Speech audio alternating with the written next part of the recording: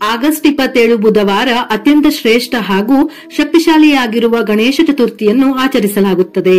ಗಣೇಶನಿಗೆ ಪ್ರಿಯವಾದ ದಿನ ಬುಧವಾರ. ಈ ವರ್ಷ ಬುಧವಾರದ ದಿನವೇ ಗಣೇಶ ಚತುರ್ಥಿ ಬಂದಿರುವುದು ಬಹಳ ವಿಶೇಷ ಹಾಗೂ ಅಪರೂಪ. ಬುಧವಾರದ ದಿನ ಗಣೇಶನನ್ನು ಆರಾಧಿಸಿ ಪೂಜಿಸಿದರೆ ದುಪ್ಪಟ್ಟು ಫಲಗಳು ಪ್ರಾಪ್ತಿಯಾಗಿ ನಾವು ಮಾಡುವ ಪ್ರತಿಯೊಂದು ಕೆಲಸದಲ್ಲೂ ವಿಘ್ನಗಳು ದೂರವಾಗಿ ಯಶಸ್ಸು ಲಭಿಸುತ್ತದೆ. ಇನ್ನು ಗಣೇಶ ಚತುರ್ಥಿಯ ದಿನ ಗಣಪತಿ ಪೂಜೆಯನ್ನು ಯಾವ ಸಮಯದಲ್ಲಿ ಪ್ರಾರಂಭಿಸಬೇಕು, ಪೂಜೆ ಮಾಡುವವರು ಯಾವ ಬಣ್ಣದ ಬಟ್ಟೆಗಳನ್ನು ಧರಿಸಬೇಕು, ಗಣಪತಿಗೆ ಎಷ್ಟು ನೈವೇದ್ಯಗಳನ್ನು ಅರ್ಪಿಸಬೇಕು, ಯಾವ ಹೂವುಗಳಿಂದ ಗಣಪತಿಯನ್ನು ಪೂಜಿಸಿದರೆ ಶ್ರೇಷ್ಠ, ಇವುಗಳ ಬಗ್ಗೆ ತಿಳಿಯೋಣ. ಗಣಪತಿಯನ್ನು ಪೂಜಿಸಿದರೆ ಜೀವನದಲ್ಲಿ ಕೀರ್ತಿ, ಸಂತೋಷ, ಸಮೃದ್ಧಿ ದೊರೆಯುತ್ತದೆ ಎನ್ನುವ ನಂಬಿಕೆ. ಪ್ರತಿಯೊಂದು ಶುಭ ಕಾರ್ಯಕ್ಕೂ ವಿಘ್ನ ನಿವಾರಕನನ್ನು ನೆನೆಸಿಕೊಳ್ಳಲೇಬೇಕು. ಯಾವುದೇ ಪೂಜೆಗೂ ಮೊದಲು ಗಣಪತಿಯನ್ನು ಪೂಜಿಸುವುದು ವಾಡಿಕೆ. ಗಣೇಶನನ್ನು ಬುದ್ಧಿವಂತಿಕೆ, ಸಮೃದ್ಧಿ ಮತ್ತು ಅದೃಷ್ಟದ ದೇವರು ಎಂದು ಪೂಜಿಸಲಾಗುತ್ತದೆ. ಗಣೇಶ ಚತುರ್ಥಿಯು ಭಾದ್ರಪದ ಮಾಸದ ಚತುರ್ಥಿ ತಿಥಿಯಿಂದ ಪ್ರಾರಂಭವಾಗಿ ಅನಂತ ಚತುರ್ದಶಿ ತಿಥಿಯವರೆಗೆ ಮುಂದುವರಿಯುತ್ತದೆ. ಗಣಪತಿಯನ್ನು ಪೂಜಿಸುವ ಭಕ್ತರು ಮಣ್ಣಿನ ಗಣಪತಿಯನ್ನು ಪೂಜಿಸುವುದು ಬಹಳ ಉತ್ತಮ. ನೀವು ಪೂಜಿಸುವ ಗಣೇಶನ ಸೊಂಡಿಲು ಎಡಭಾಗಕ್ಕೆ ತಿರುಗಿ ಇರಬೇಕು. ಗಣಪತಿಯ ವಿಗ್ರಹವನ್ನು ಖರೀದಿಸುವಾಗ ಸೊಂಡಿಲು ಎಡಭಾಗಕ್ಕೆ ಇದೆಯೇ ಎಂದು ಖಚಿತಪಡಿಸಿಕೊಳ್ಳಿ. ಹಾಗೆಯೇ ಉಳಿತಿರುವ ವಿನಾಯಕನ ವಿಗ್ರಹವನ್ನು ಆಯ್ಕೆ ಮಾಡಿಕೊಳ್ಳಿ. ಆಗ ಮಾತ್ರ ನಿಮ್ಮ ಪೂಜೆಗೆ ಶುಭ ಫಲಿತಾಂಶಗಳು ದೊರೆಯುತ್ತದೆ. ಪೂರ್ವ, ಉತ್ತರ, ಈಶಾನ್ಯ ದಿಕ್ಕಿನಲ್ಲಿ ಗಣಪತಿಯನ್ನು ಪೂಜಿಸಿದರೆ ನಿಮ್ಮ ಪೂಜೆಗಳಿಗೆ ಖಂಡಿತ ಪುಣ್ಯ ಫಲ ದೊರೆಯುತ್ತದೆ. ಈ ದಿನ ಪೂಜೆಯನ್ನು ಶುಭ ಮುಹೂರ್ತದಲ್ಲಿಯೇ ಪ್ರಾರಂಭಿಸಬೇಕು. ಮುಂಜಾನೆ ಪೂಜೆ ಮಾಡಲು ಬಯಸುವವರು ಬೆಳಗ್ಗೆ ಸಿಂಹ ಲಗ್ನದಲ್ಲಿ 5:20 ದಿಂದ 7:20 ನಡುವೆ ಗಣಪತಿ ಪೂಜೆಯನ್ನು ಪ್ರಾರಂಭಿಸಬಹುದು. ಬೆಳಗ್ಗೆ ಬೇಗ ಪೂಜೆ ಮಾಡಲು ಸಾಧ್ಯವಿಲ್ಲದವರು ಬೆಳಗ್ಗೆ 10:59 ದಿಂದ ಮಧ್ಯಾಹ್ನ 1:28 ಒಳಗೆ ಪೂಜೆಯನ್ನು ಮಾಡಬಹುದು. ಇನ್ನು ಬೆಳಗ್ಗೆ ವೃಶ್ಚಿಕ ಲಗ್ನದಲ್ಲಿ ಅಂದರೆ ಬೆಳಿಗ್ಗೆ 11:30 ದಿಂದ 11:50 ಒಳಗೆ ಪೂಜೆಯನ್ನು ಪ್ರಾರಂಭಿಸಬಹುದು. ಶುಭ ಮುಹೂರ್ತದಲ್ಲಿ ಪೂಜೆಯನ್ನು ಪ್ರಾರಂಭಿಸಿದರೆ ನಿಮ್ಮ ಪೂಜೆಗೆ ದ್ವಿಗುಣ ಪುಣ್ಯ ಫಲ ದೊರೆತು ಗಣಪತಿಯ ಸಂಪೂರ್ಣ ಆಶೀರ್ವಾದ ಲಭಿಸುತ್ತದೆ. ಗಣೇಶ ಚತುರ್ಥಿಯ ದಿನ ಹಸಿರು, ಬಿಳಿ ಮತ್ತು ಕೆಂಪು ಬಣ್ಣದ ಬಟ್ಟೆಗಳನ್ನು ಧರಿಸುವುದು ಶ್ರೇಷ್ಠ. ಹಸಿರು ಬಣ್ಣ ಗಣಪತಿಗೆ ಪ್ರಿಯವಾದ ಗರಿಕೆಯ ಹುಲ್ಲನ್ನು ಪ್ರತಿನಿಧಿಸಿ ಸಂತೋಷವನ್ನು ಸೂಚಿಸುತ್ತದೆ. ಬಿಳಿ ಬಣ್ಣವು ಶುದ್ಧತೆ ಮತ್ತು ಶಾಂತಿಯನ್ನು ಸಂಕೇತಿಸುತ್ತದೆ. ಕೆಂಪು ಬಣ್ಣವು ಗಣೇಶನಿಗೆ ಪ್ರಿಯವಾದ ಬಣ್ಣವಾಗಿದ್ದು ಅದೃಷ್ಟವನ್ನು ತರುತ್ತದೆ. ಹಾಗಾಗಿ ಈ ಮೂರರಲ್ಲಿ ಯಾವುದಾದರೂ ಒಂದನ್ನು ಧರಿಸಿ ಪೂಜಿಸಿದರೆ ಬಹಳ ಶ್ರೇಷ್ಠ. ಇದರಿಂದ ಅದೃಷ್ಟ, ಐಶ್ವರ್ಯ ವೃದ್ಧಿಯಾಗಿ ಅಪಾರ ಧನ ಲಾಭ ಉಂಟಾಗುತ್ತದೆ. ಪ್ರಥಮ ಪೂಜಿತನ ಪೂಜೆಯಲ್ಲಿ ಹೆಚ್ಚಾಗಿ ಕೆಂಪು ಬಣ್ಣದ ಹೂವುಗಳನ್ನು ಮಾತ್ರ ಬಳಸಿದರೆ ಬಹಳ ಒಳ್ಳೆಯದು. ಕೆಂಪು ದಾಸವಾಳ ಅಥವಾ ಗುಲಾಬಿ ಹೂವುಗಳಿಂದ ಗಣಪತಿಯನ್ನು ಪೂಜಿಸಿದರೆ ಆರ್ಥಿಕ ಸಮಸ್ಯೆಗಳು ದೂರವಾಗಿ ಅಷ್ಟೈಶ್ವರ್ಯಗಳು ಲಭಿಸುತ್ತವೆ. ಕೆಂಪು ದಾಸವಾಳ ಹೂವುಗಳಿಂದ ಪೂಜಿಸಿದರೆ ಸಾಲದ ಬಾಧೆಗಳು ತಕ್ಷಣವೇ ದೂರವಾಗುತ್ತವೆ. ಕೆಂಪು ಗುಲಾಬಿ ಹೂವುಗಳಿಂದ ಪೂಜಿಸಿದರೆ ನಿಮ್ಮ ಪತಿಯ ಆದಾಯ ಹೆಚ್ಚಾಗುತ್ತದೆ. ಮುಖ್ಯವಾಗಿ 21 ಬಗೆಯ ಪತ್ರೆಗಳಿಂದ ವಿನಾಯಕನನ್ನು ಪೂಜಿಸಬೇಕು. ಕನಿಷ್ಠ 9 ಪತ್ರೆಗಳಿಂದಾದರೂ ಗಣಪತಿಯನ್ನು ಪೂಜಿಸಬೇಕು. 21 ಪತ್ರೆಗಳಿಂದ ವಿನಾಯಕನನ್ನು ಪೂಜಿಸಿದರೆ ಈ ವರ್ಷವಿಡೀ ಅಷ್ಟೈಶ್ವರ್ಯಗಳು, ಅಪಾರ ಸಂಪತ್ತು ಲಭಿಸಿ ನಿಮ್ಮ ಕುಟುಂಬಕ್ಕೆ ಶುಭ ದಿನಗಳು ಪ್ರಾರಂಭವಾಗುತ್ತವೆ. ಗಣಪತಿಗೆ ಅತಿ ಪ್ರಿಯವಾದವುಗಳಲ್ಲಿ ಗರಿಕೆ ಕೂಡ ಒಂದು. ನೀವು ಪೂಜಿಸುವ ಗಣಪತಿಯ ವಿಗ್ರಹಕ್ಕೆ ಗರಿಕೆಯ ಮಾಲೆಯನ್ನು ಅರ್ಪಿಸಿ ಪೂಜಿಸಿದರೆ ನಿಮ್ಮ ಎಲ್ಲಾ ಇಷ್ಟಾರ್ಥಗಳು ಖಂಡಿತವಾಗಿಯೂ ನೆರವೇರುತ್ತದೆ. ಗಣಪತಿ ಪೂಜೆಯಲ್ಲಿ ಕಡ್ಡಾಯವಾಗಿ 21 ಗರಿಕೆಯಂತೂ ಇರಲೇಬೇಕು.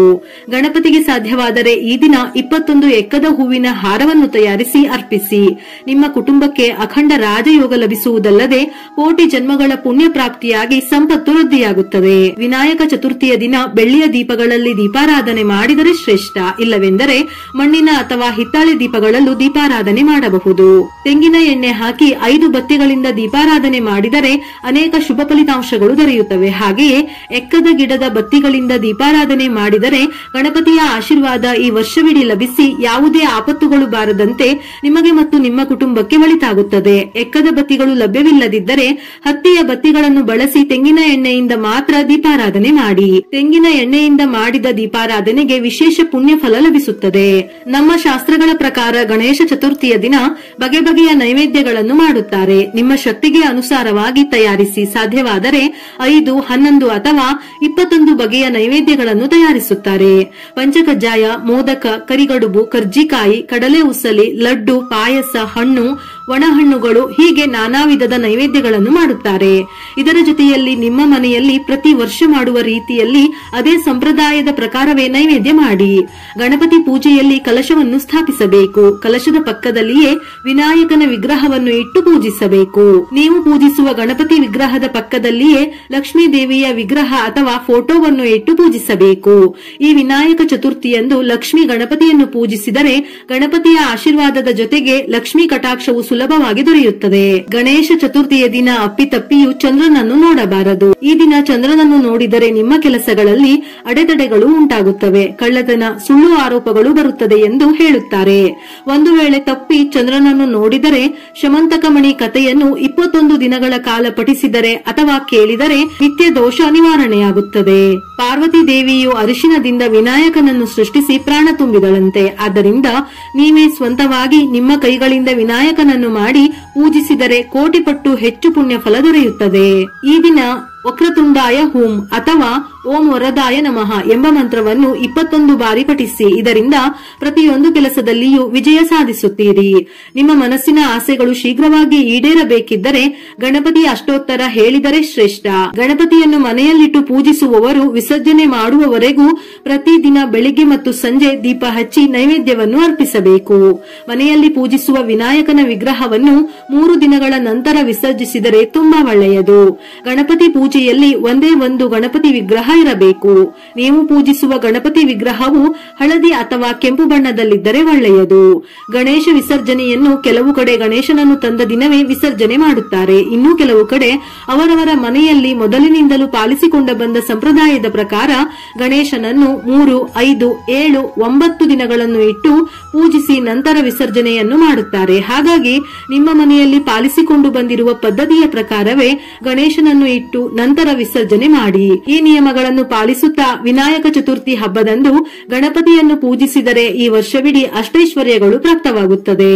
ವಿಡಿಯೋ ಇಷ್ಟ ಆಗಿದ್ದಲ್ಲಿ ಮರೆಯದೆ ಲೈಕ್ ಕೊಟ್ಟು ನಿಮ್ಮವರಿಗೆ ಶೇರ್ ಮಾಡಿ. ಇದೇ ರೀತಿಯ ಮನಮುಟ್ಟುವ ಉಪಯುಕ್ತ ಮಾಹಿತಿಗಳಿಗಾಗಿ ಮತ್ತೆ ಭೇಟಿಯಾಗೋಣ.